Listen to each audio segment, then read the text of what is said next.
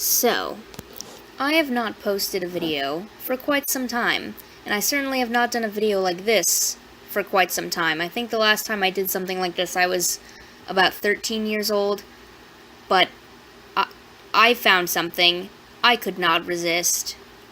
So, just minutes ago, I finished rewatching Hotel Transylvania because I hadn't seen it in years. I forgot everything that happened in it. You know, it's almost Halloween. I feel like getting spooky, so I decided to watch it.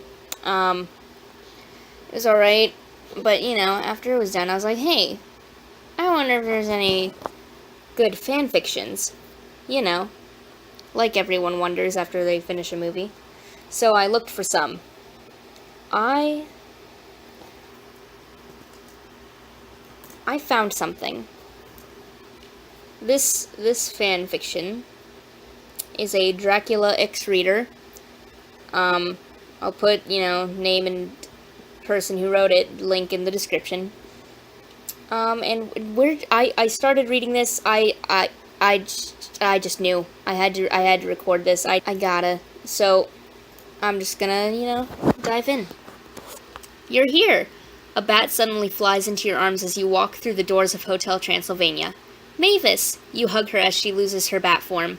It's like it's been 60 years or something, says Mavis, smiling. It has been 60 years, you chuckle. Yo, you must be your name. I'm Johnny, says a human with fluffy red hair.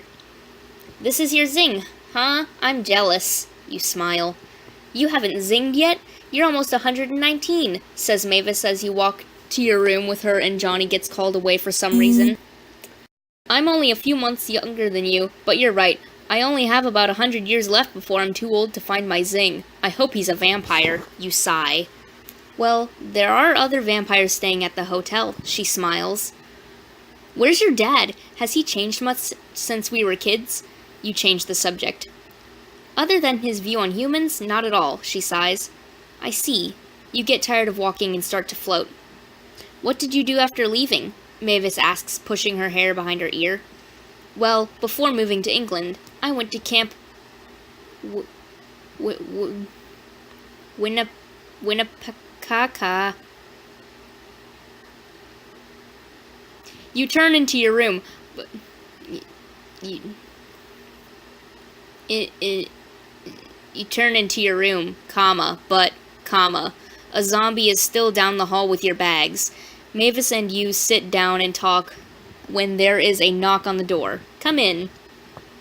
Oh, you're finally here. Welcome back. We've all missed you. I'd like to stay and visit, but I have things to do. Eunice is looking for you, by the way.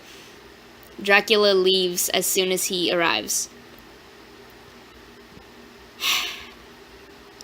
Holy rabies! Dad seems really busy, says Mavis, but you didn't hear her.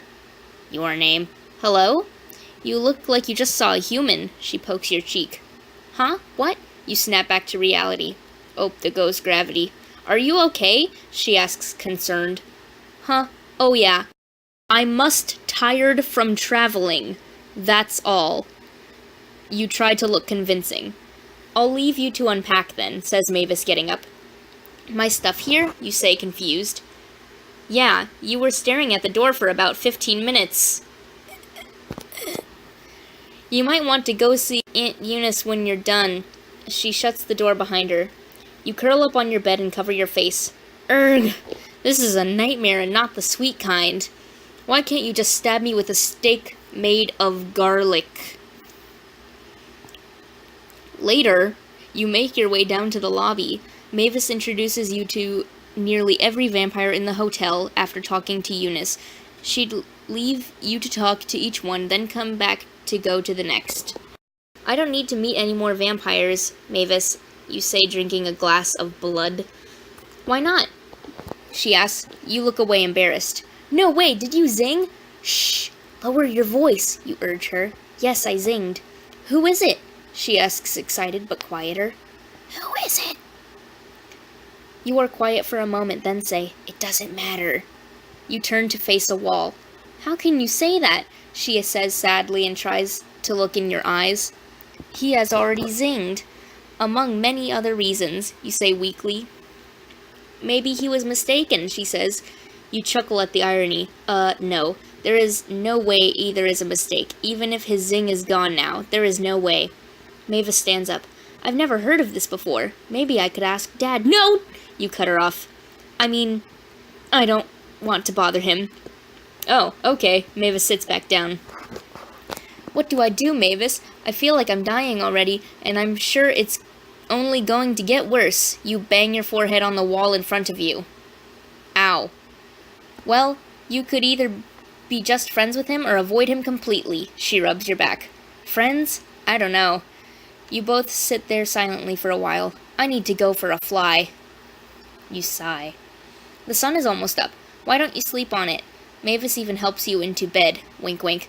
I'll cancel your wake-up call. Good night. Mavis's point of view. Hey, Mavis, what's up? Says a grinning redhead. I don't know what to do, Johnny. Your name. Zinged. Mavis sighs. Is that a bad thing? He says, confused. It's a vampire who has already zinged with someone else. He seems single, though. Mavis sighs again.